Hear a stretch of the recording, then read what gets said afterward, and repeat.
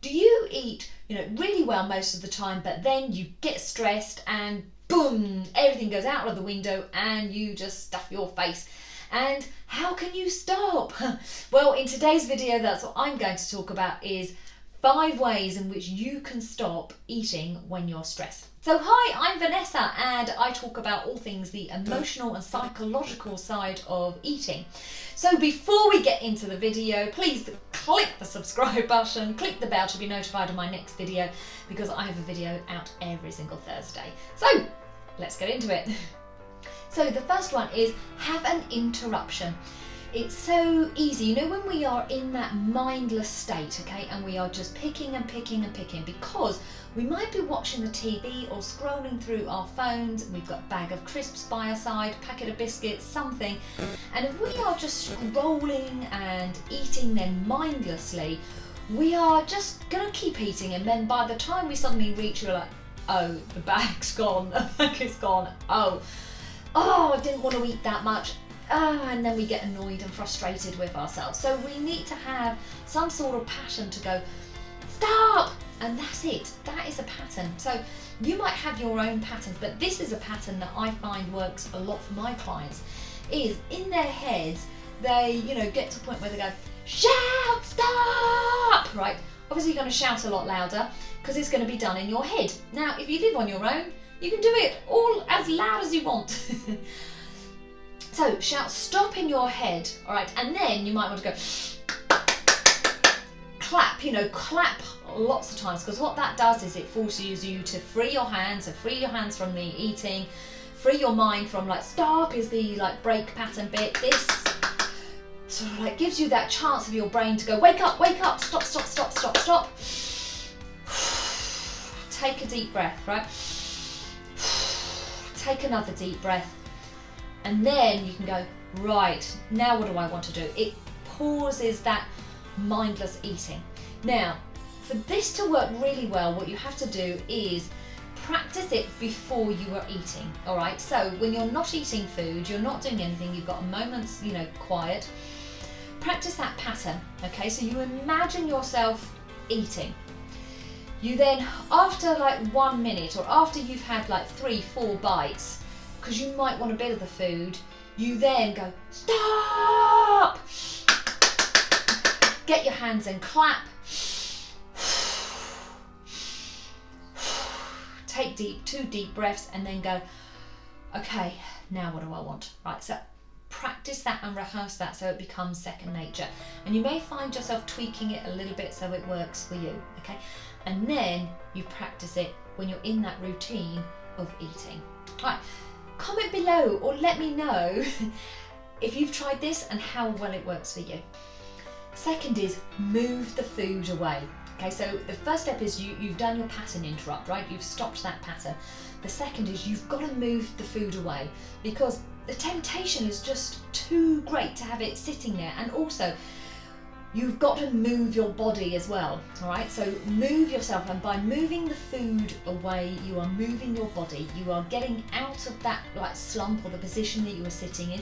Your brain state has changed, and to move the food away, you are removing any temptation that is there in front of you, because, in that moment when we are eating, our bodies feel really good, our brains feel really good.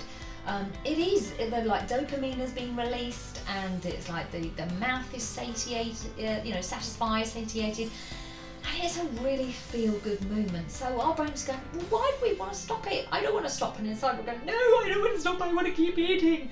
But really, logically, we know, no, we've got to stop eating, because we're just going to put on all the weight.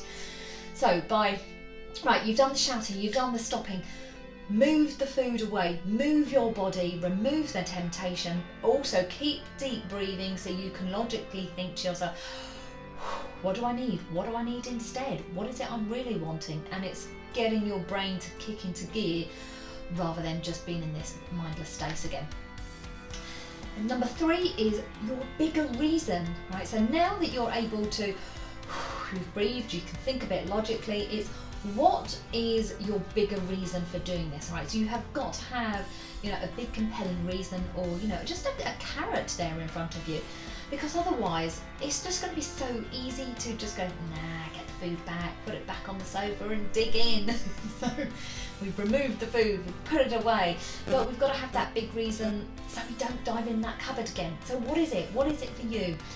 Now for me, all it is just, simply, I want to feel good, I want to feel healthy, I want to feel vibrant, I want my brain to feel alive, because I know it can just be quite, to me it feels quite deadening when I eat dead like crisps and junk food. I'm like, put myself in a coma.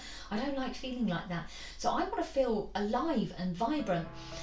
Now, what is it for you? So some people say to me, yeah, but I don't know what it is, because it's for me, I just want to feel confident, I want to have energy. That's great.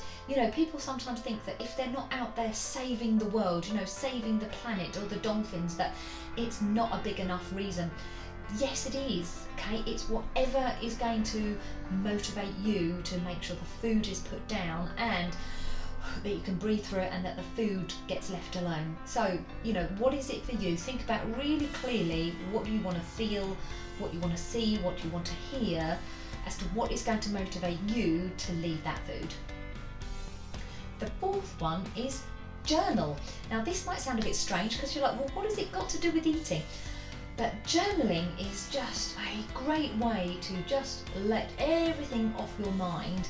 That's what's happening. So when I say journaling, I'm not talking about what I did today was went to the park and I, played with my child on the swings. It's like, no, what you're journaling is about your inside feelings. So you might be saying, okay, today I ate XYZ, or an event happened, this happened, my parents came over and they really annoyed me. My partner did this and oh my God, it, annoyed the hell out of me. So then it's all the time reflecting back on yourself. Why did that annoy you? Why did that frustrate you? Why did you turn to that food? How did that food help in that moment? What were you feeling and how did you feel, after the food? And just general sort of like patterns of behaviours that are happening or general emotions. So what you're doing by journaling is you are really like releasing and letting go of those emotions. You are perhaps bringing them from the unconscious to the conscious. So you're bringing them to your awareness. And then once they're in the awareness, that's when you can do something about them. You can start to go, oh, I don't need that emotion. Oh, okay, you can work through it, you can process it, so that the situations or what you triggers are no longer going to be a trigger for you. So Jung and Freud used to get their clients to do it, just unconscious writing. And it was, it doesn't matter if it doesn't make sense. It doesn't matter if it's, to you just like, well, this is just like load of feelings. Believe me, when you journal a bit every single day, it does help you to make sense of these emotions, because when we get stuck in emotions, they just twirl around and around in our brain, and we get stuck in the same emotion, the same thought, again and again and again, and then our same patterns keep happening to us, and it can be really frustrating, really like sort of gets us down. We don't move forwards from it, and then we just end up getting stuck going, why am I eating? Why am I doing this? Why am I only turning to stress? Instead of getting it all out, journaling it. If that journaling doesn't work for you, record it in your phone, record it, your voice, and it's still a way of just letting it all out. And then you're starting to go, oh, I see what's happening here. Oh, I see a pattern here. Okay, now I can do something about it. And it's really freeing. So again, let me know, do you journal and how well does it work for you? What do you like about it? And number 5 is meditate. Yep, you've probably heard me talking about meditation time and time again. That's because it's such an amazing tool. So the first 3 that I gave you were like short-term there and then tools, and journaling and meditation are 2, long-term tools that you do day in, day out, every single day. And please don't see it as a chore. It's really not a chore. Actually, once you meditate, the purpose of it doing it is you are stopping your brain's thoughts coming, going. You are actually just giving your brain that space to just relax and not have to contend with all the thoughts going around. So, you just find yourself that quiet moment. You set your alarm for 10 minutes. You sit down, you get comfortable, so your back is straight, your head is up high. You can breathe easily through your nose, out through your mouth, and you just relax and just be. And quite often with my clients, what I find, and even myself when I don't do it, I notice, that they have busy brains, a lot is going on. This is happening, I'm thinking it, and it all is just one muddled jumble up. And when it's like that, we can't think straight. And of course we're going to then have errant behaviours because we're trying to control something or feel something, or our emotions are leaking out for us in ways that we don't want them to.